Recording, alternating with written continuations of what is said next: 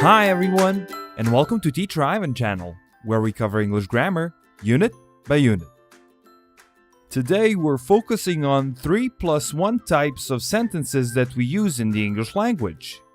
They are simple, compound, complex, and stay until the end of the video to find out what the fourth one is.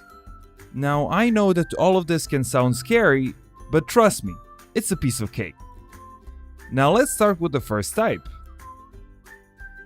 Now I want you to stop the video, look at these pictures, and try to come up with at least one sentence to describe each picture. Okay, now let's see if we have the same examples. He gave her flowers. She was very happy. Now here we have two fine examples of simple sentences. Let's see what makes a sentence simple. Every simple sentence has to have three things: a subject, a verb, and a completed thought. Sometimes they can be even longer, but still simple. For example, you can say, he gave her flowers and chocolates. A sentence is simple as long as it doesn't have conjunctions. Of course, the next logical question is, what are conjunctions? Now, conjunction is a relatively complex name for a relatively simple thing.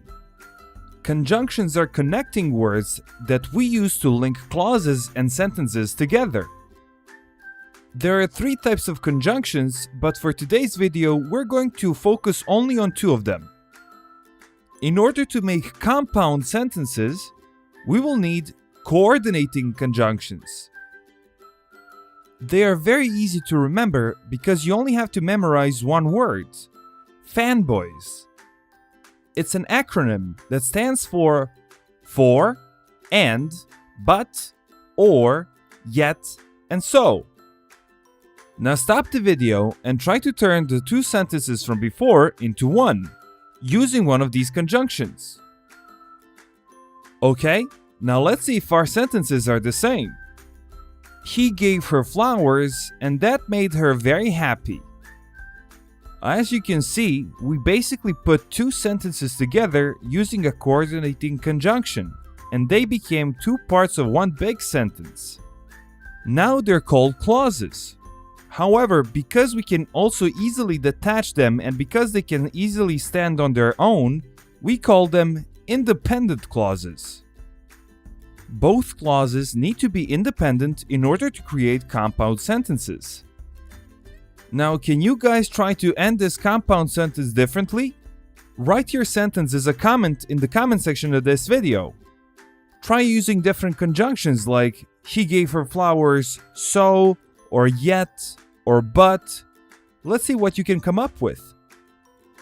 Now, compound sentences are often overused and sometimes do not give clear relationship between clauses. If you want to establish a clear relationship between clauses, try forming a complex sentence. Now, in order to form a complex sentence, you will need a different type of conjunctions called subordinating conjunctions. They are also easy to remember. Just memorize the following words. Abestu. Catchy, right? Yeah, well, I know it's not, but it does stand for after, although, as, because, before, even though, if, since, though, unless, until, when, whenever, whereas, wherever, while. Did you catch that? Okay, good. Now, of course, it's not necessary to know all of them by heart, but it's good to recognize them when needed.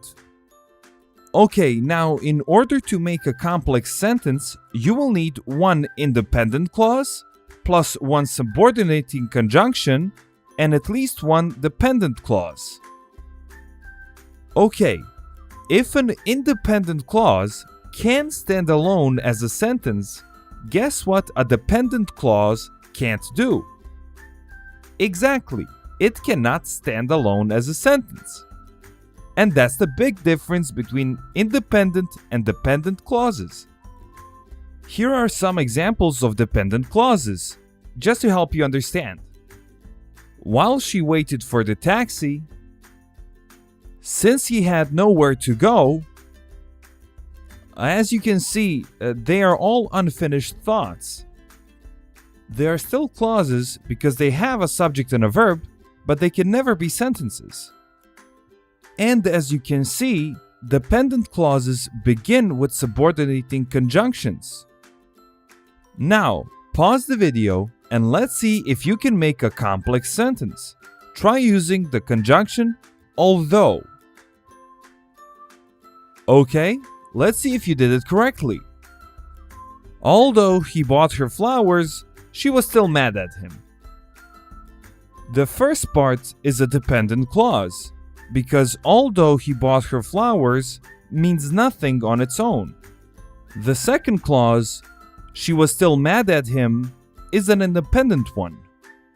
Also notice that we always use a comma when we start a complex sentence with a dependent clause.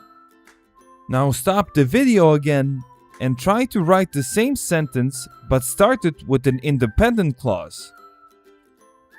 Now let's see if that's possible. She was still mad at him although he bought her flowers. As you can see here, it is possible. However, we never use comma if we start a complex sentence with an independent clause. And there you go. Those are the three basic types of sentences. Now, there's also a fourth one called compound complex sentences. But I decided to leave that one for the comment section. Now, the only thing you need to know about this type of sentences is that they have 3 or more clauses, 2 independent clauses, and at least 1 dependent clause. And now it's your turn to give me some examples in the comment section of this video. You just make sure to leave a comment and I'll see if you're right or wrong. And there you go. Those are all 4 types of sentence structure. Also, congratulations, you survived another lesson. And as always, don't forget to do your homework. The link is in the description of this video. And if you enjoyed it, don't forget to like, share, subscribe, but above all, learn. Bye guys!